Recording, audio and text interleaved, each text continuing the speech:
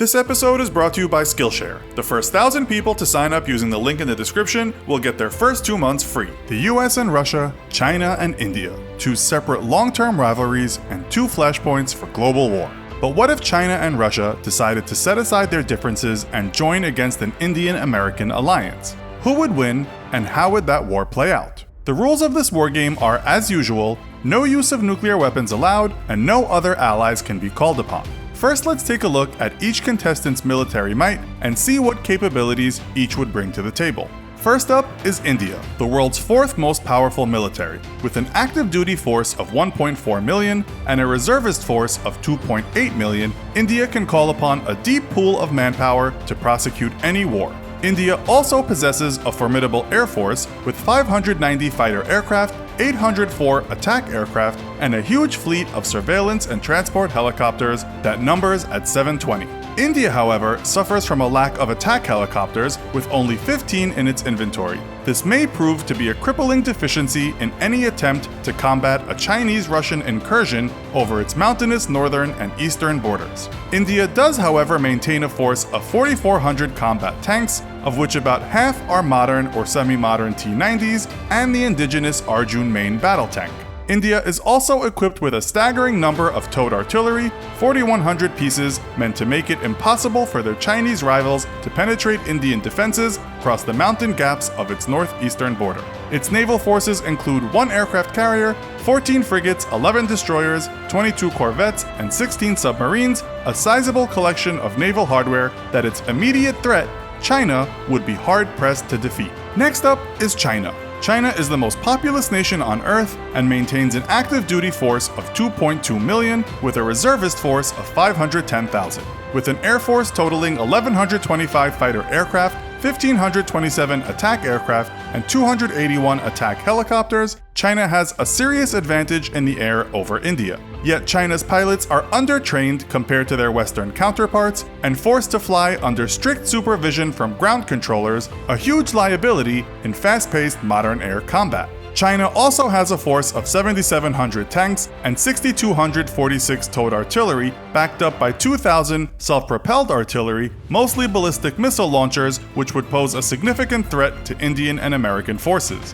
On the sea, China maintains a significant force with 1 test aircraft carrier not rated for combat operations, 50 light frigates, 29 destroyers, 39 corvettes, and 73 submarines. While larger in number than Indian naval forces, China lacks the ability to maintain long-term logistical support for any deployed ships, meaning only a small number of them could operate far from China's shores for longer than a few weeks. Underpinning China's military might is also the fact that its military is severely affected by systemic corruption, so much so that China's own leadership doubts the ability of the Chinese military to fight and win a major war against a near-peer power such as India. On to Russia. Russia has the world's second most powerful military, with an active duty force of just over 1 million personnel and a reserve force of 2.5 million. With 818 fighter aircraft and 1,416 attack aircraft, Russia's air forces are formidable, but would be severely hampered in war by a lack of reconnaissance assets. As one Russian military analyst put it,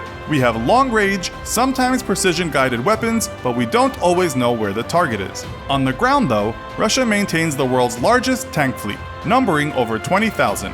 However, this figure should be taken with a grain of salt, as the number includes many thousands of Soviet-era tanks that have long been decommissioned and would need weeks to bring into service, and even once operational, would be decades behind in capability, firepower, and protection versus modern tanks. Russia's naval fleet has severely atrophied since the collapse of the Soviet Union, but it still maintains 1 aircraft carrier, 9 frigates, 13 destroyers, 78 corvettes, and 62 submarines. Though Russian vessels are on the whole aging and plagued by maintenance issues, they are still armed with very modern and capable long-range missiles, making them a force to be feared. And finally, the world's chief military power, the United States of America. The US enters the conflict on India's side with an active duty force of 1.3 million personnel and 800,000 reserve personnel. With 1,962 fighter aircraft and 2,830 multi-role aircraft, the US has almost double the air power of Russia or China.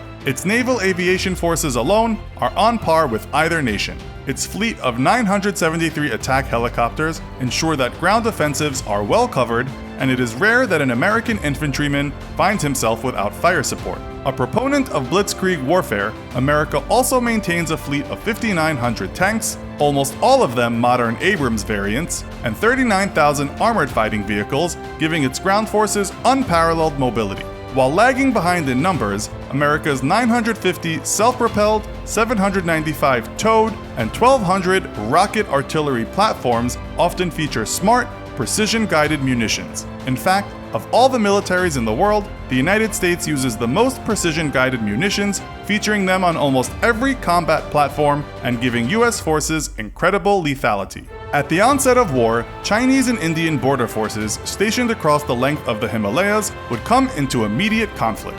While initial predisposition of forces favors the Indian army, the narrow roads and valleys of the mighty Himalayas would make anything but meager gains all but impossible. Artillery would devastate any sizable forces trying to move through mountain gaps, leaving most of the combat action to light infantry units supported by helicopters. With Chinese forces primarily stationed along its eastern coast, India would initially have the upper hand both in the air and on the ground. Only a few air bases on the Tibetan Plateau could support combat operations for the Chinese, while dozens of airfields on India's side could put all Indian planes within combat range of the front lines. It would take weeks for China to construct makeshift airfields and airbases, and then rebase the bulk of its air fleet to the Tibetan Plateau, during which time, despite more advanced Chinese aircraft, Indian forces would enjoy a degree of air superiority. Yet the mountainous terrain would make it difficult for India to exploit that air superiority, and it would be forced to try to use ground attack planes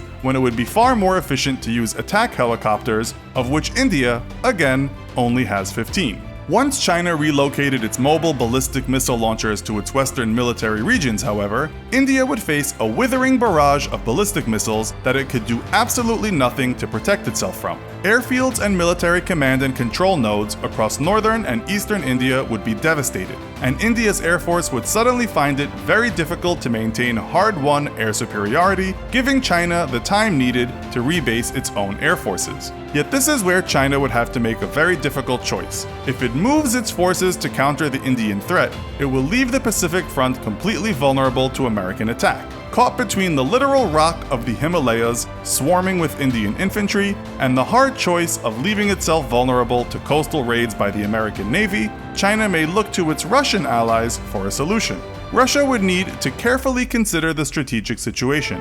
Its Chinese allies desperately depend on the Pacific Ocean for trade, importing most of their oil via sea trade routes and with domestic reserves not yet ready to support long-term war. With the majority of China's trade and oil passing through the Indian Ocean, the Indian Navy is, as one analyst put it, poised on China's jugular and could easily cripple China with a naval blockade of Chinese shipping. America's Pacific forces are, on their own, also more than sufficient to cripple the Chinese economy with a trade blockade, and China's Navy could not hope to counter America on its own. Desperately needing to ensure the oil lifeline stays open for its ally, Russia would likely try to bolster its Pacific fleet with large elements of its northern fleet. Yet, depending on the time of year, the Arctic ice may not have melted enough to open up shipping lanes. Either way, whatever naval forces Russia could muster on the Pacific would be needed to aid the Chinese in fending off the American Navy. This would still not be enough to save the Chinese economy, however, as India's Navy would never have to leave home to stop all Chinese shipping in the Indian Ocean. With a very limited capability to support its own navy far from its shores, China could at best scrounge together a small battle group of destroyers and cruisers with perhaps a few nuclear submarines to try and break the Indian blockade.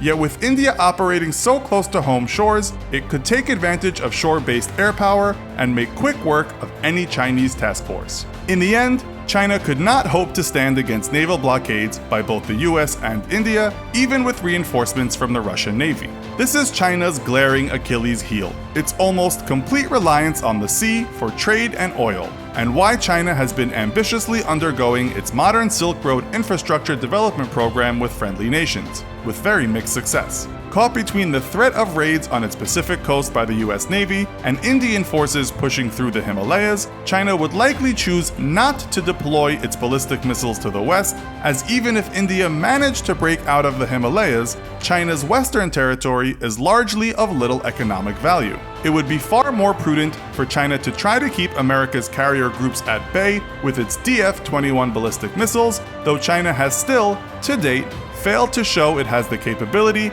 to follow through on the threat of its ballistic missile forces by displaying a mastery of the various tracking, recon, and targeting systems and assets needed to go from launch to successful kill, or the ability to properly defend them from US attack.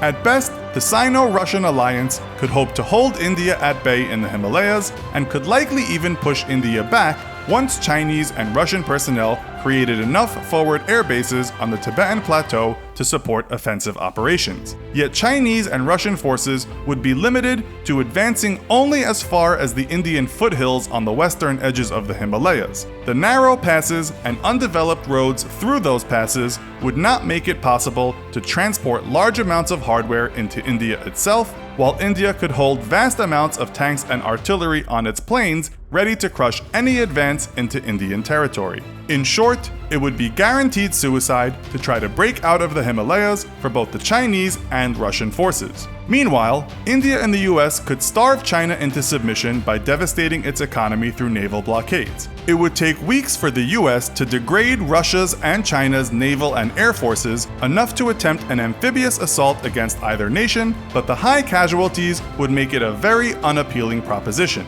Instead, the US could comfortably sit back and bottle the Russian fleet up while systematically destroying the Chinese fleet, leaving their Indian allies to continue denying China's desperately needed oil imports. A US-India and Russia-China war would end with very little territory gained or lost on either side, and with staggering amounts of casualties for Indian and Chinese forces. The US Navy would likely see significant casualties, but both Russia's and China's navies would be all but completely destroyed. China and India's economies would be devastated, but China's specifically could face a catastrophic collapse that could even lead to the end of its Communist Party's rule.